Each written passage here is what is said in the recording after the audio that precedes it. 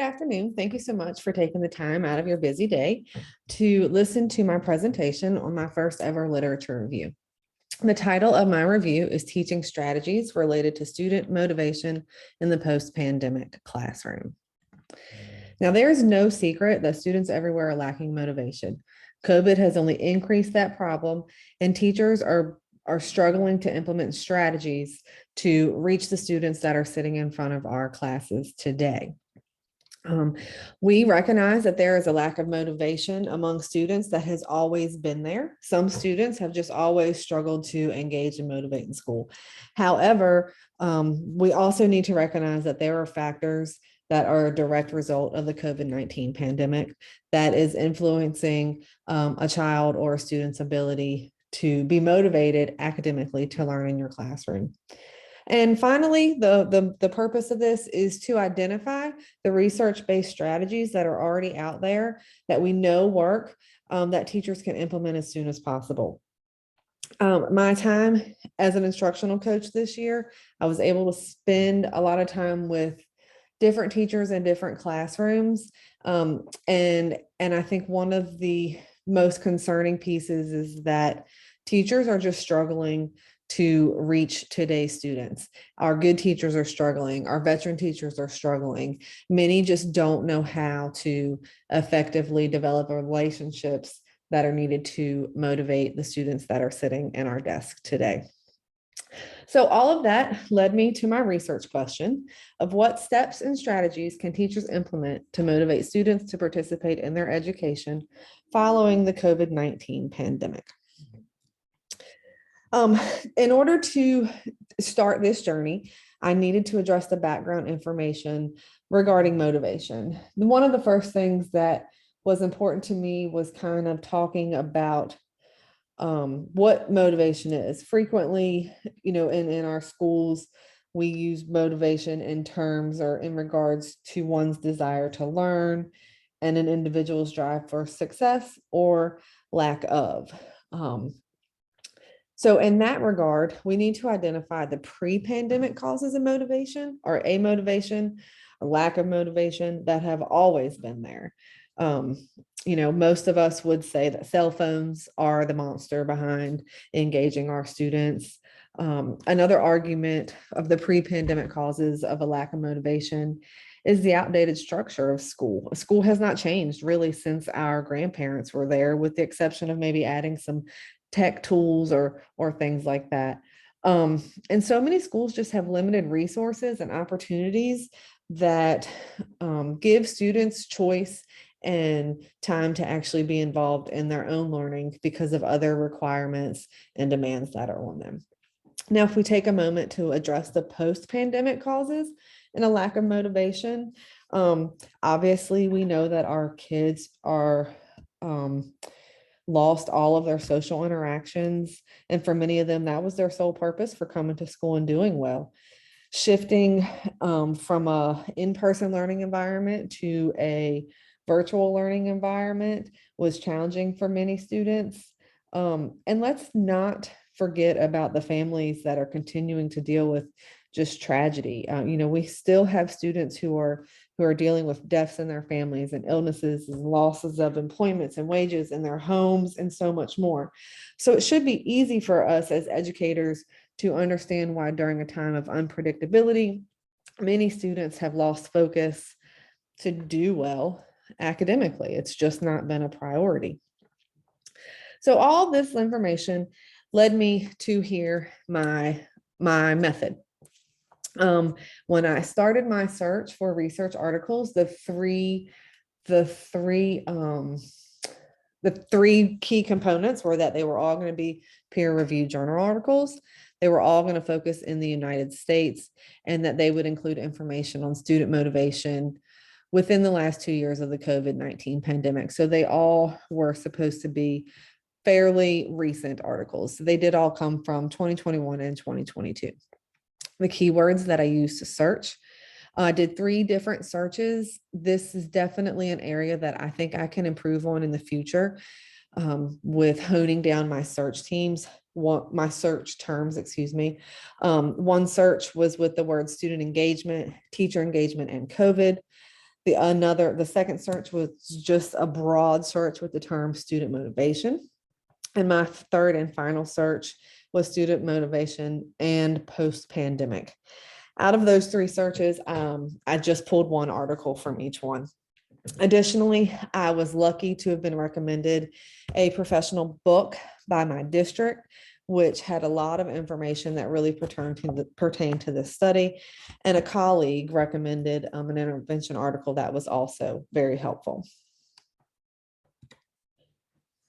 So the results of my study, I wanted to make sure that I pulled from a wide range of students. I definitely think that this is an area that I could have improved on. But this study contains first a conceptual review of many of the motivation theories that we already know.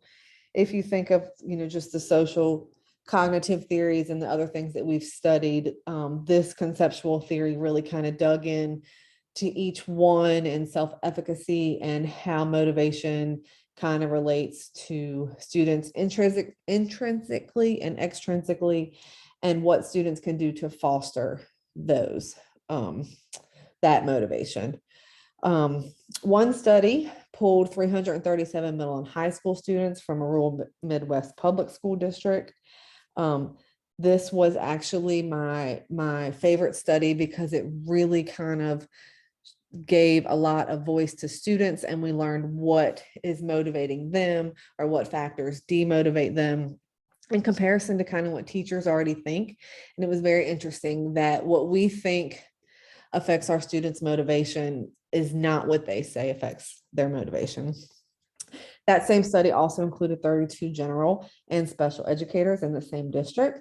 And then the final study that I looked at was pretty small scale, was not very broad, but did offer some really good reflection from one elementary teacher who taught in a rural, probably Title I district, much like where I teach. So I was able to break the results down into three major themes. Those themes include self-efficacy and motivation, student perceptions of motivation, and teacher influence.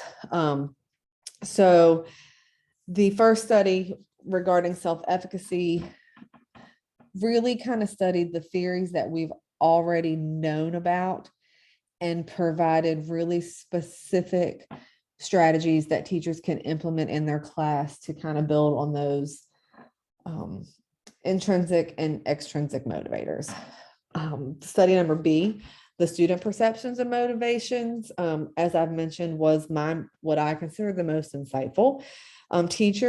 What teachers view as what motivates students is very different. Teachers perceive students to be much more interested than they are. So we think our kids are engaged and interested in our subject, but really they're not, as a majority. And then also, we believe teachers kind of feel like they're outside factors, things out of our control affect their motivation. But this study kind of made us realize that it's just a lack of relevance and them recognizing how what they're learning is going to benefit them in their life that demotivates them. Finally, teacher influence. The study was able to give me a toolbox of strategies that we can take to our teachers today to begin implementing into their classrooms to build those relationships that are going to help students be successful. In conclusion, there were two things that were very clear to me. Students are experiencing a loss of motivation at an unprecedented rate. The factors that made them not want to be in school are not the same.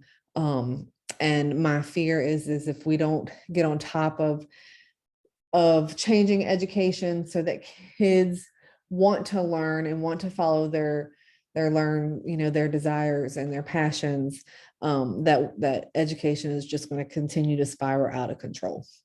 And second, teachers are extremely overwhelmed by the amount of pressures that have been put over them. But this study just reminds us that there's so much out there that we already know as educators to do to reach students, but we've had our own struggles throughout this pandemic that we've kind of lost hold on those. So it gave me hope that there are these research-based strategies that teachers can use to increase motivation in their students. They just have to be willing to.